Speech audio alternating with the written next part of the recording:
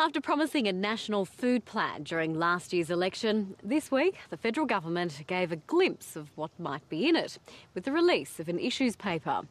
And there are a lot of issues to consider when trying to work out how to double food production by 2050 to meet global demands while protecting fragile resources.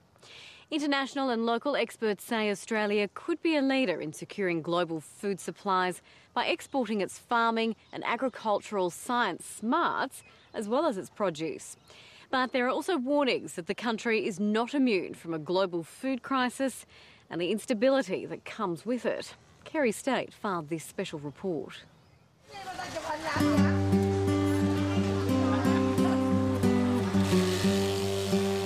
In the next 40 years, we have to produce as much food as the world has produced in the last 500 years.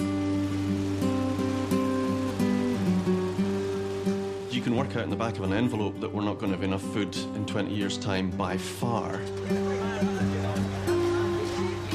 We're running out of water, we're running out of oil, we're running out of agricultural science and technology, we're running out of fish, we're running out of stable climates.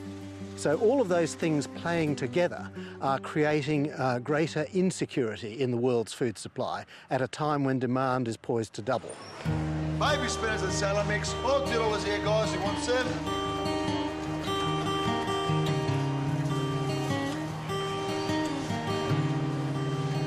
Faced with such abundance and variety, serious food shortages may seem unlikely to many shoppers in Australia. South Australia. But a growing chorus of experts say it's a crisis that is real and, if ignored, far-reaching. Our level of certainty over food security is that we are in trouble and we need to do something about it now. It's a challenge that has confronted food producers before. Those who now say that food is not the problem, I say it will be a continuing problem. In the 60s and 70s, the so-called Green Revolution, led by plant scientist Norman Borlaug, more than doubled agricultural outputs by using more water, fertiliser, pesticides and higher-yielding crop varieties. It helped feed the world for 40 years and reduced poverty, but it also took a toll on the resources we rely on for food. So we do need another revolution, but it cannot be in the same vein as in the past.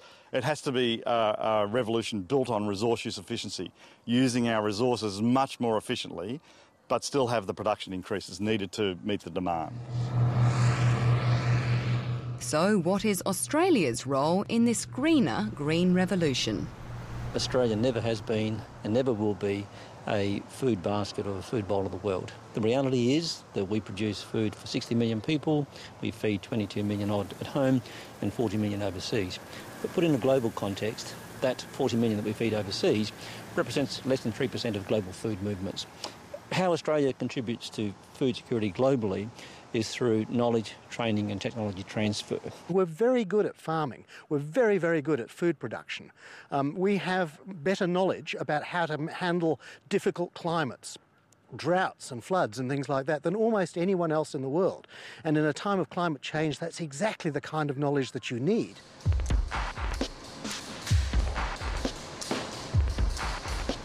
In this high-tech plant breeding centre in Adelaide, the search is on for hardy crops that will produce more from less to feed a world population that's predicted to rise by more than 2 billion by 2050.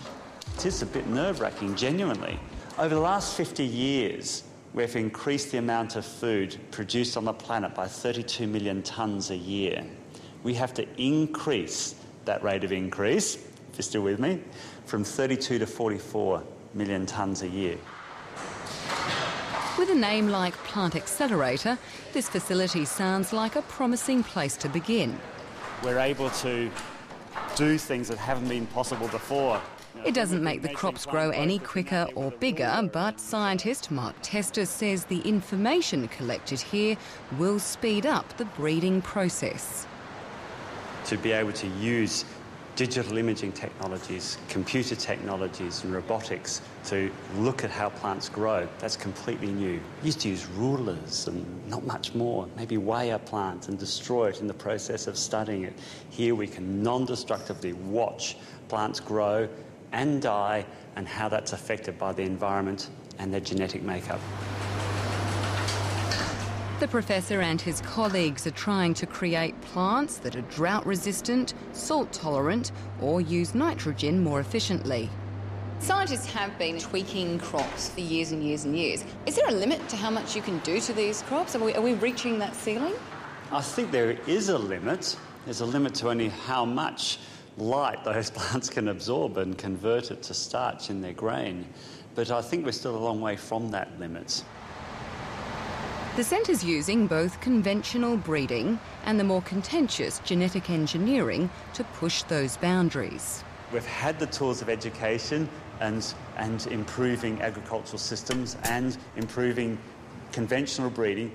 We've been throwing those tools at the problem very well for the last 50 years, and we are falling short, and we're predicted to fall short seriously. So for me, I think we need to bring in new technologies.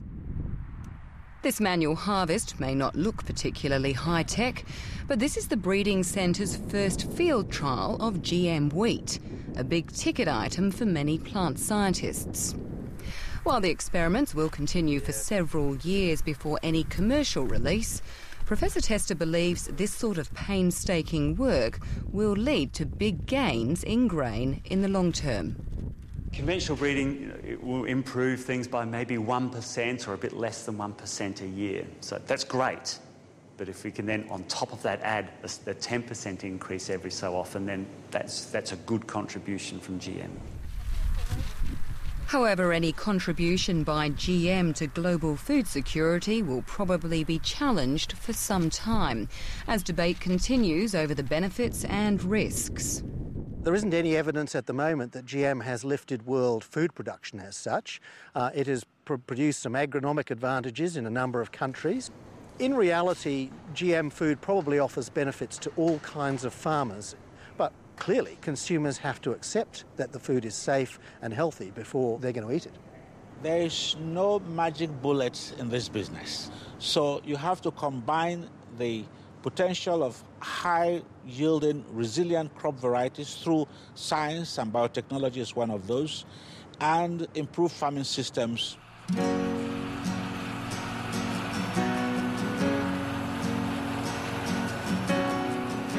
When it comes to improving farming systems, Mark Branson is an early adopter. The South Australian grain and wool producer has been into precision agriculture and other efficient farming technology for more than a decade at Stockport, north of Adelaide. Instead of treating the whole farm the same way, he changes seeding rates and the amount of inputs he applies to suit the soil. If the world resources of fertiliser and chemicals is going to decrease, the only way we're going to increase our output, i.e. better yield, is to apply it to areas that actually need it and are going to use it the best. While some of the technology involved in precision agriculture has taken off, like yield mapping, working out what to do with the information is a complicated business that puts some farmers off.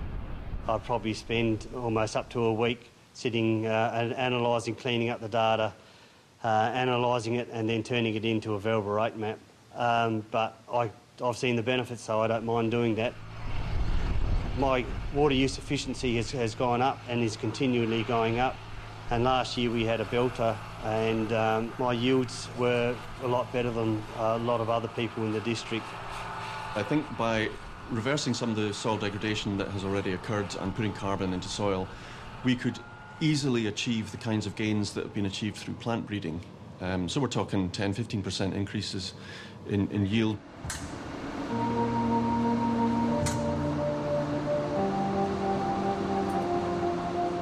Just like plant science, studying soil has become a sophisticated affair.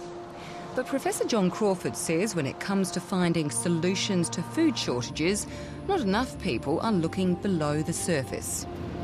I think people don't find soil particularly interesting. We forget, I think, that soil is the basis of human health. There is no alternative to soil. It's not like alternative energies. There are no alternative soils. The Sydney University scientist says Australian farming land has lost too much topsoil and 70% of its carbon over the last couple of centuries.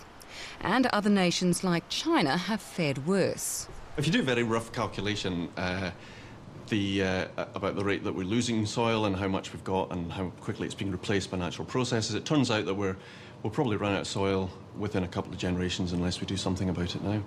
OK, so this is the computer now reconstructing... He's working with farmers in Australia to try and rebuild soil so it holds more water and oxygen and recycles nutrients to plants better. Most of the pastures in Australia are going to look much more like this, and we want to get them to look much more like that. And is that the easy? Connection between the science and the farming isn't happening, and more importantly, I think the connection between farming and the science isn't happening. There's an opportunity for two-way exchange of knowledge that I think would speed up the process of innovation in this whole area significantly.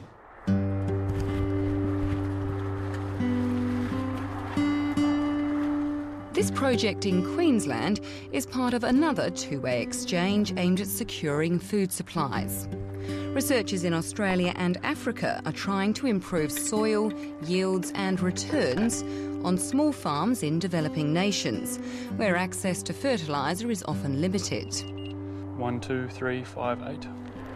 The strategy is to grow more during the wetter part of the year and combine the staple crop maize with a soil-enriching legume. Queensland has very close similarities in terms of agroecologies and soil types and rainfall environments to many places in Eastern Africa. And many of the problems are very similar. The main difference probably is that they get more rain than us and they produce less crops. So there is a huge potential for improvement from learning how we can adapt our technologies to an African environment. The use of modern techniques, of fertilizer, of improved seed varieties, of better use of irrigation water, is so low. It's about 1/10 the potential. So here we have great potential of increasing yield 3 times, 4 times in Sub-Saharan Africa with minimum investments. While Australian properties have got bigger, 500 million farmers, mainly in developing nations in Africa and Asia, only have a small plot of land. These plots